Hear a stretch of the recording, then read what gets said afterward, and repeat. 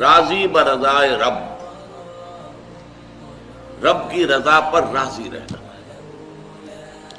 یہ بات کہ جو بھی کچھ ہوا یا ہوگا وہ اذن رب کے بغیر نہ ہوا ہے نہ ہو سکتا ہے، یہ تو ایمان کا منطقی تقاضا ہے۔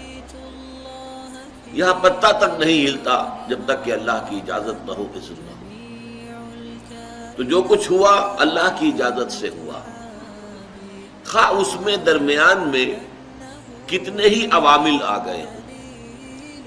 کسی نے اٹھا کر آپ کو پتھر مارا، لیکن یہ پتھر آپ کو نہیں لگ سکتا تھا اگر اللہ نہ چاہتا۔ پتھر مارنے والے کا عمل اپنی جگہ ہے، لیکن آپ کو اس پتھر کا لگ جانا جو ہے یہ بغیر اذن رب نہیں ہے، لہذا اس کو سمجھیے کہ اللہ کی طرف سے آیا۔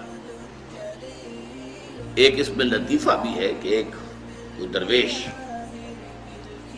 یہ کہتا ہوا جا رہا تھا ایک جذب کی کیفیت میں، جو رب کرے سو ہو، جو رب کرے سو ہو، جو رب کرے سو ہو۔ ایک شخص نے اٹھا کر اس کے سر پہ پتھر دے مارا۔ اس نے پلٹ کر دیکھا تو شخص نے کہا مجھے کیا دیکھتے ہو، جو رب کرے سو ہو۔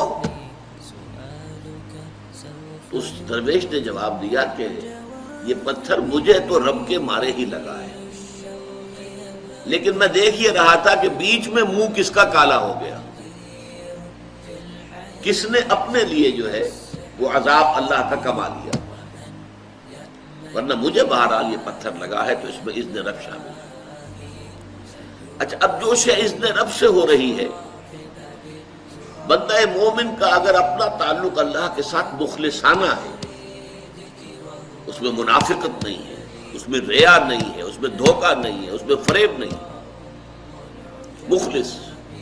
مخلصین لہ الدین، تو اللہ تعالیٰ کا تعلق بھی اس کے ساتھ ریسیپروکیٹ کرتا ہے۔ اللہ تعالیٰ انا عند ظن عبدی بی، حضور یہ اللہ کا قول ہے حدیث قدسی میں کہ میرا بندہ میرے بارے میں جو کچھ گمان کرتا ہے میں وہی سلوک اس کے ساتھ کرتا ہوں۔ اللہ تعالیٰ بھی مخلص ہے، اللہ تعالیٰ کی مرضی کے بغیر کچھ نہیں ہو سکتا، تو یقیناً جو کچھ ہوا ہے اس میں میرے لیے خیر ہے، چاہے فوری طور پر مجھے ناگوار گزرا ہے، مجھے تکلیف ہوئی ہے، میرے لیے یہ شے جو ہے ناپسندیدہ ہے، لیکن ان دی لانگ رن مجھے یقین ہے کہ اس میں خیر ہے۔ بِیَدِکَ الْخَیْرُ إِنَّکَ عَلَىٰ کُلِّ شَیْءٍ قَدِیرٌ، اے اللہ تیرے ہاتھ میں خیر ہی خیر ہے، تو ہر چیز پر قادر ہے۔ اچھا، جو ہوگا وہ بھی اذن رب کے بغیر نہیں ہوگا، یہی تصور اس کے بارے میں ہونا ضروری ہے۔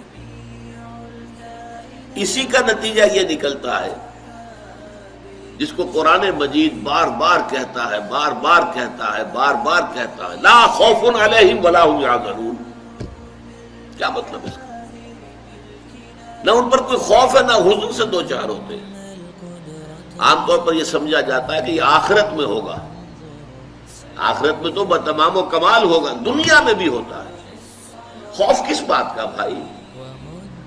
ہوگا وہی جو میرا رب چاہے گا، وہ میرا دوست ہے، میں اس کا ولی، وہ میرا ولی۔ الا ان اولیاء اللہ لا خوف علیہم ولا هم یحزنون، جو اللہ کے ولی ہوتے ہیں، اللہ کے دوست ہوتے ہیں، ان کے نہ کوئی خوف ہوتا نہ حزن ہوتا۔ خوف کس بات کا؟ ہوگا وہ جو اللہ چاہے گا، اور جو کچھ اللہ چاہے گا اس میں کوئی نہ کوئی خیر ہوگا، چاہے فوری طور پر مجھے نظر نہ آئے۔